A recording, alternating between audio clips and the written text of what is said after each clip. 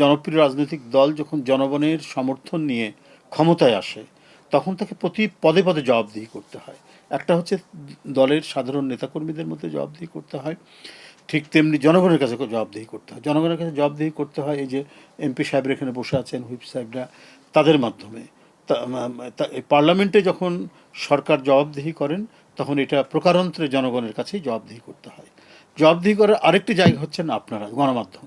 গণমাধ্যম আপনারা যে প্রশ্ন করেন সরকারের বিভিন্ন ব্যক্তিকে, সে মন্ত্রী হোক, প্রতিমন্ত্রী হোক, উপদেষ্টা হোক, তখন তাকে যে তথ্য দিতে হয় সে সে জানে যে আমাকে তথ্যটা যেটা দিতে হবে সেটা সত্য তথ্য।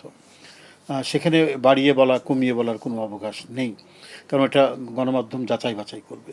সুতরাং এইটা একটা জবাবদিহিতার একটা অন্যতম জায়গা। এতগুলো মানে স্তরকে মুখোমুখি হতে হয়, এতগুলো স্টেজের মুখোমুখি হতে হয় সরকারকে।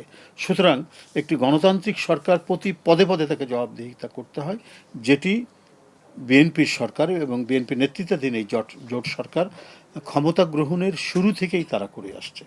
নগদ নিয়ে এলো হার না মানা হার অফার। সর্বনিম্ন 10,000 টাকা রেমিটেন্স নগদে পাঠালে থাকছে স্বর্ণের হার জেতার সুযোগ। তো সুতরাং আপনারা এই ব্যাপারে নিশ্চিত থাকবেন যে অর্পিত দায়িত্ব আমাকে যেটি দেওয়া হয়েছে সেটি দলের সাংগঠনিক তৎপরতা বৃদ্ধি, তৃণমূলের নেতাকর্মীর সাথে জাতীয় পর্যায়ের একটি সমন্বয় সাধন করা, এটা একটা তেমন।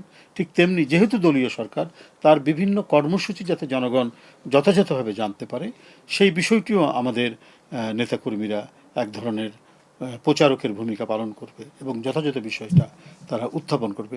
এবং এই প্রক্রিয়ার মধ্যে দিয়েও কিন্তু সংগঠন অনেক শক্তিশালী হয়, সংগঠন তার গতিবৃদ্ধি হয়।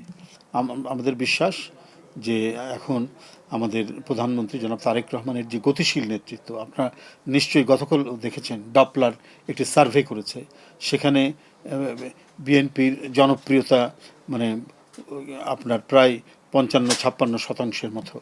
আর ব্যক্তিগতভাবে প্রধানমন্ত্রীর জনপ্রিয়তা আরও বেশি, প্রায় 65, হ্যাঁ হ্যাঁ, মানে এরকম।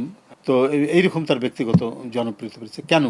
তার যে এই যে স্বাভাবিক জীবনযাপন করা, তার যে সাধারণভাবে তিনি যে তার কর্মকাণ্ড যেগুলো করছেন, হ্যাঁ, তার চলাফেরার মধ্যে এক ধরনের মানে নৈকট্য, জনগণ তার কাছাকাছি মানুষ বলে মনে করে প্রধানমন্ত্রীকে।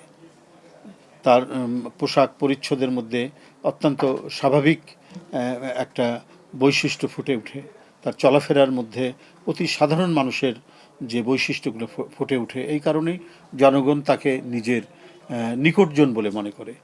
আর পাশাপাশি তার যে মানে প্রতিশ্রুতি, নির্বাচনী প্রতিশ্রুতি, অঙ্গীকার, সেগুলো বাস্তবায়নের তার যে গতিশীল নেতৃত্ব সরকারের প্রধানমন্ত্রী হিসাবে, এটাও মানুষের কাছে তার একটা ইতিবাচক ভাবমূর্তি তৈরি করেছে।